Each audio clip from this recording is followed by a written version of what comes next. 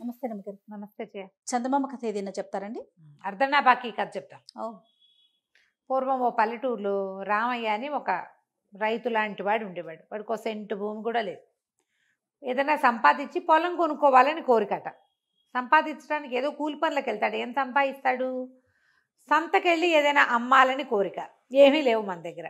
సంతకెళ్ళిన వాళ్ళు డబ్బులు చేసుకుంటారు. ఏదైనా ఉంటే అమ్ముతారు. అంతే ఏదైనా కదా. కూర పండించావు, ఒక కాయ పండించావు, ఒక గొర్రెలు ఉన్నాయి, మేకలు, ఆవులు, గొడ్లు ఏదో ఉండాలి. సంతలో ఎలా వ్యాపారం చేస్తాం మనం? అంతే. ఏదో ఒకటి పెట్టాలి కదా.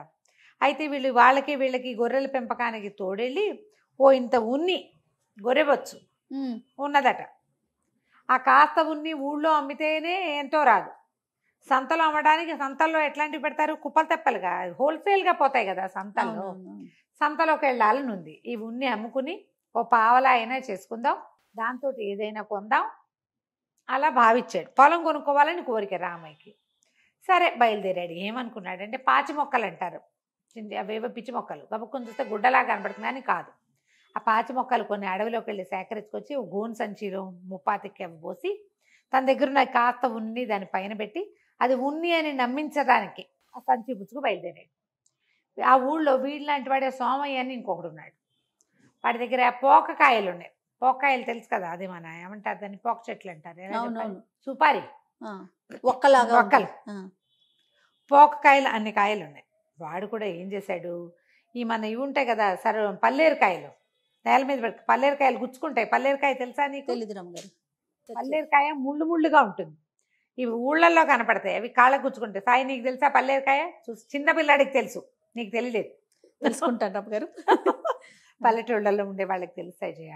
దేనికన్నా వాడతారా? ఆ కాయ పల్లేరుకాయకి ఏదో వైద్యం చేస్తారు కానీ పల్లేరుకాయలు దానికి కాదు. ప్రధానమైనది ఏంటంటే అది చిన్న కొద్దిగా ముళ్ళు ఉండే కాయలు. అవి కసుక్కుమని దిగవు, బ్లంట్గా దిగుతాయి అనమాట. బ్లంట్గా గుచ్చుకుంటాయి పల్లేరుకాయలు. ఈ మన ఊళ్ళల్లో గడ్డి మొక్కల్లో ఆరెంజ్ కాయలు లోపల తొనలు ఉన్నట్లుగా అట్లా అట్లా ఉంటాయా? అట్లా బాల్ లాగా కాదా? కాదు, ఎండుకాయ. పల్లేరుకాయలు చెట్టు కాసినప్పుడు ఆకుపచ్చగా ఉండి ఎండిపోతే అవి కాస్త గాలి గలగల్లాడి అటు ఇటు వెళ్ళిపోతూ ఉంటాయి. గడ్డిలో ఎక్కువ గుచ్చుకుంటాయి అనమాట. వీడు ఏం చేశాడు, ఈ బస్తాకి 90% 80% పల్లేరుకాయలు పోసి ఆ పైన పోక్కాయలు పేర్చి పట్టుకొచ్చాడు. ఓకే. ఇవి 2 సంచులతోటి వీళ్ళిద్దరికి సంతలోకి వెళ్ళటానికి భయం వేసింది. ఆ సంతలో కుప్పలు తెప్పలుగా కూరలు, కాయలు, పళ్ళు, ఉన్ని, బట్టలు ఎన్ని రకాలు అమ్ముతారు.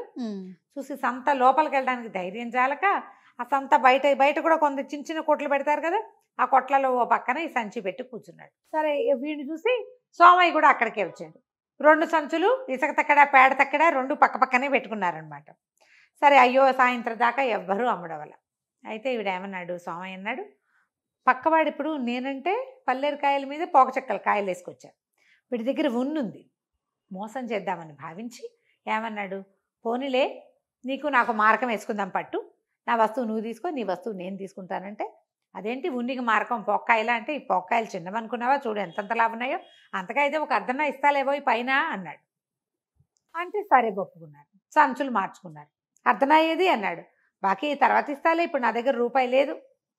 వీడేమనుకున్నాడు, ఆ ఉన్ని నేను అమ్మేసుకోవచ్చని సోమయ్య అనుకున్నాడు, పోక్కాయలు మనం అమ్మేసుకోవచ్చని రామయ్య అనుకున్నాడు. ఇంటికి వెళ్ళకుండానే వాళ్ళకి తెలిసిపోయింది ఇద్దరం మోసపోయాము అని. ఓకే.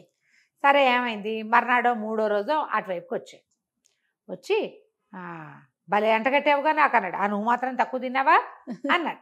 ఇద్దరు కలిసి మాట్లాడుకుని మరి అర్ధనా ఇస్తానన్నా, ఒట్టేసావు, అర్ధనా ఒట్టు, నా మీద ఒట్టు నీకు ఇస్తానన్నాడు. ఒట్టేసావు, నా అర్ధనా బాకీ ఉన్నావు, నువ్వు ఇచ్చేయి నా అర్ధనా నాకు అన్నాడు.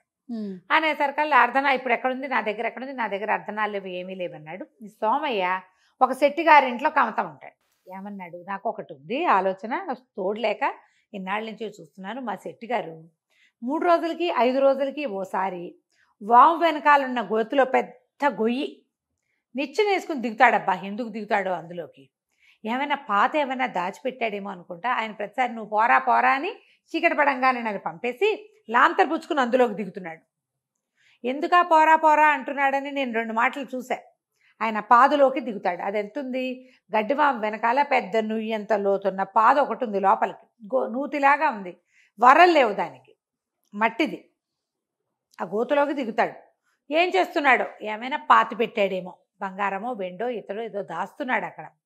మరి నాకెవరు మనిషి సాయం లేదు, లాంతర్ పట్టుకునేవాడు లేడు, తాడుచుకుని దింపేవాడు లేడు. చీకటి మాటను గనక నువ్వు వచ్చావా, మనిద్దరం దిగుదాం. నేను దిగుతా, చూద్దాం. నేను దిగుతా, నువ్వు తాడు పట్టుకో పైనుంచి, ఇద్దరం చెరు సగం పంచుకుందామని అనేసరికి సరే ఒక గోను సంచి పుచ్చుకుని సోమయ్య తాడు పుచ్చుకుని కిందకి దిగాడు. రామయ్య పైన తాడు పట్టుకున్నాడు. వీడు లాంతర్ పెట్టి కిందంతా వెతికాడు. ఆ సెట్టుగారు ఎందుకు దిగుతాడు, ఆయన కడుపుడక అక్కడ ఏమీ లేదు. అయ్యో. లేకపోయేసరికల్లా సరే ఏమీ లేదు అని చెప్పాక తనని లాక్కుండా వెళ్ళిపోతాడేమోనని ఏం చేశాడు, ఓ రామయ్య అన్ని సంచిలో వేసి సంచి వేసి కట్టేస్తున్నాను, సంచి లాగేసేయి, తర్వాత నన్ను లాగుదు గాని అని కేక పెట్టాడు. రామయ్య సరే సరే అన్నాడు. వీడేం చేశాడు, ఆ సంచిలో తనే కూర్చుని సంచిలో కూర్చుని తాడు గట్టిగా పట్టుకున్నాడు. వాడు పైనుంచి లాగేశాడు. రామయ్య పైకి వచ్చేసాక సంచి మూతిప్పుకుని బయటకు వస్తుంటే రామయ్య పొట్టాడాడు. ఓరి దుర్మార్గుడా, ఏమిటంటే మరి నిన్నెవడు నమ్మాడు, తీరా నన్ను కనుక నువ్వు లాక్కపోయావనుకో నేను ఆ గోతులో ఉండిపోనా, తెల్లవారేదాకా మనిషి సాయం లేకుండా నేను ఎట్టా వస్తాను, నువ్వు మాత్రం మోసం చేయవా అన్నాడు. ఇద్దరు మోసాలు తిట్టుకున్నారు. మరి నా అర్ధనాబాకి ఏం చేసావు అని. అర్ధనాబాకి వాడు ఇవ్వనే లేదు. ఇంతలో కొన్నాళ్ళు గడిచినాయి. ఎప్పుడు నా అర్ధనాబాకి రత్నాబాకి అనుకుంటూనే ఉండేవారు. ఈ సోమయ్య ఈ శెట్టిగారి ఇంట్లో పని చేస్తున్నాడు కదా, ఆ శెట్టిగారి భార్య తాలూకు బంధువులు ఎవరో ఓ పిల్లనిచ్చి పెళ్లి చేశారు. భార్య కొంత సొమ్ము తెచ్చేసరికి అతను ఏం చేశాడు, సోమయ్య ఓ చిన్న ఇది చేసుకుని ఏమంటారు, ఓ చిన్న పొలం కొనుక్కుని మెల్లిగా కమతం పెట్టుకున్నాడు. తనే చేసుకోవటం మొదలుపెట్టాడు. సరే ఈ రామయ్యకి ఎక్కడా ఏమీ కుదరలా, పెళ్ళి కుదరలేదు, పొలము కుదరలేదు. ఉండుండి గుర్తొచ్చేది అర్ధనాబాకి. సరే ఏమనుకున్నాడు, ఈ సోమయ్య పెళ్ళే ఒక 1.5 సంవత్సరంన్నర 2 ఏళ్ళు అయింది, బాకీ వసూలు చేసుకుందాం, వీడి పని బాగుంది కదా అని వచ్చాడు. నిజానికి సోమయ్య దగ్గర డబ్బులున్నాయి, కానీ అతనికి ఇవ్వటం ఇష్టం లేదు. ఒట్టేస్తే వేశాను లేని. సరే రామయ్య ఏం చేశాడు, ఓనాడు మధ్యాహ్నం సాయంకాలం కాస్త తల్లబడి వాళ్ళకి వచ్చాడు. వస్తే దూరం నుంచే చూశాడు సోమయ్య. చూసి బెల్లాన్ని చెప్పాడు, ఏమే ఇవి వచ్చేవాడు నా పాత స్నేహితుడు, ఒక పాత బాకీదారు, అర్ధనా బాకీ ఉన్నా డబ్బులు అడుగుతాడేమో, ఆ అర్ధనా ఇవ్వడం ఇష్టం లేదు నాకు, ఓ పని చేయి, నేను చచ్చిపోయానని ఒక ఏడుపేడుగు నువ్వు, వాడే పోతాడు, చచ్చిన వాడు ఏం బాకీ తీరుస్తాడులే అని పోతాడు, వాడు ఇంకా మన ఊరు రాడు, మన ఇంటికి రాడు అన్నాడు. బాగుందిగా. సరే వీడేమో ఇట్లా కాళ్ళు చేతులు చాపేసి పడుకున్నాడు. అర్ధనా కోసంట చూడండి, కాళ్ళు చేతులు బారు చాపేసి పడుకున్నాడు. పెళ్ళామె ఏడవటం మొదలుపెట్టింది పక్కన కూర్చొని. కొత్త పెళ్లి కూతురు 2 ఏళ్ళు అయింది, దాని పెళ్ళే కూర్చుని ఏడుస్తుంది. ఈ రామయ్య వచ్చేసరికల్లా ఎవరండి బాబు అంది. బాబు అమ్మ సోమయ్య ఉన్నాడా, నాకు అర్ధనా బాకీ అమ్మ అంటే, ఇంకేం బాకీ తీరుస్తాడయ్యా సోమయ్య, చచ్చిపోయాడు మధ్యాహ్నం అనగా అని లబోది బొమ్మను ఏడ్చేసరికి రామయ్య అన్నాడు, అయ్యోయ్యో వీడు నా పాత స్నేహితుడు, సరేలేమ్మా కాస్త తగలెట్టాకే వెళ్తానని వాకిట్లో కూర్చున్నాడు. పోడే తీసేద్దాం, శవవాకులను పిలుచుకొస్తానన్నాడు. అనేసరికల్లా వాకత్వం వాళ్ళు వస్తే ఎటాగండి, మా చుట్టాలంతా రావద్దా అనేసరికల్లా చుట్టాలు ఎవరూ రాలేదు. కబురు చేశానంటుంది. చుట్టుపక్కల వాళ్ళన్నారు, అదేంటి పీనిగిన ఎన్నాళ్ళంటే ఎంతసేపటి నెట్ట పెట్టుకుంటారు, చీకటి పడేసరికి తీసుకెళ్ళొద్దు, తీసుకుపోండి, లేదా ఊరు చివరి దేవళం ఉంది, దేవళంలో పెట్టుకోండి. ఊరు మధ్యలో పెడితే పిల్ల చెల్ల చంటి పిల్లలు ఉన్న వాళ్ళు అక్కడ బాలింతలు చూలింతలు చాలా మంది ఉన్నారు, అన్నం తినాలి కదా, అందరూ శవాన్ని తీసేయమంటారు. అక్కడి నుంచి సరే నువ్వు వెళ్ళవయ్యా నేను పంపించుకుంటానని అంటే ఆయన ఒప్పుకోలే. అదేమిటి సేవాకత్వం చేసేవాళ్ళని అంతే కేకేసుకొస్తానని వాళ్ళని తీసుకొచ్చి లేవదీయించాడు. గుళ్ళో ఎవరుంటారండి శవజాగారం అంటే, ఆ వాహకులు అన్నారు గుళ్ళో కావాలంటే పెడతామండి, రాత్రికి మేము ఉండం, రేపొద్దున కావాలంటే శ్మశానాన్ని తీసుకెళ్తాం, అంత మటుకే ఇవ్వండి అన్నారు. రేపు డబ్బు ఇచ్చేది. రామయ్య అన్నాడు, దాందేముందమ్మా, స్నేహితుడు, పైగా బాకీదారిని, నేనే ఉంటాలే, సేవ జాగారం కూడా నేనే చేస్తాను అన్నాడు. ఈ అమ్మాయి ఏడ్చుకుంటూ, ఇదేంట్రా విడుదుంప దగ్గర విడి పోయేలాగా లేడు అని మొగుడిని అడిగింది రహస్యంగా. ఏమయ్యా గుళ్ళో పెడతారంటే పర్వాలేదు లేవే, దేవాలయంలోనేగా, మనకు భయం ఏముంది, పాడుపడిన దేవాలయం ఒకటి ఉంది అక్కడ పెట్టుకోవచ్చు, గుళ్ళో అరుగు మీద పెడతారు. సరే అక్కడి నుంచి ఏమైంది, గుళ్ళో అరుగు మీద దాకా వెళ్ళేసరికల్లా చిన్నగా జల్లు పడేలాగా కనపడుతుంది. ఈ రామయ్య అన్నాడు, ఏమయ్యా మీరు ఇట్లా బాకెట్ దింపారంటే వానకి పీనికి తడిసిపోతుంది, కుళ్ళు వాసన వస్తుంది, బతుకున్న వాడే, కాస్త లోపలంటా పెట్టండి అని చెప్పేసి దేవాలయం లోపలి, పాడుపడిన దేవాలయం అయ్యవారు లేడు అందులో, లోపలికి జరిపారు. జరిపేసరికల్లా ఏమైంది, ఇది వీడేమో జాగారానికి కూర్చున్నాడు. మరి ఉండాలిగా, ఎవరో ఒకళ్ళు మెలకుగా ఉండాలిగా. ఇంతలో ఏమైంది, ఒక క్రీనీడలు కదిలినట్టుగా కనపడే కొంతమంది దొంగ వాళ్ళు వచ్చారు. ఓహో, అర్ధరాత్రి అయిపోయింది, ఏవో కీనీడలు కదులుతున్నట్టుగా ఉన్నాయి. తీరా చూస్తే కొంతమంది దొంగల గుంపు వచ్చారు. వచ్చేసరికల్లా అక్కడ వాళ్ళకి శవము జాగారం వాడు అన్ని కనిపిస్తాయి. జాగారం వాడు కనపడలే, శవమే కనపడింది. దొంగల్ని చూసి రామయ్య కొంచెం పక్క తప్పుకున్నాడు. ఈ దొంగలు ఏం చేశారు, వాళ్ళు తెచ్చిన సొమ్మంతా వాటాలు వేసుకుని పంచుకున్నారు. ఒక బ్రహ్మాండమైనంత కత్తి ఉంది అందులో.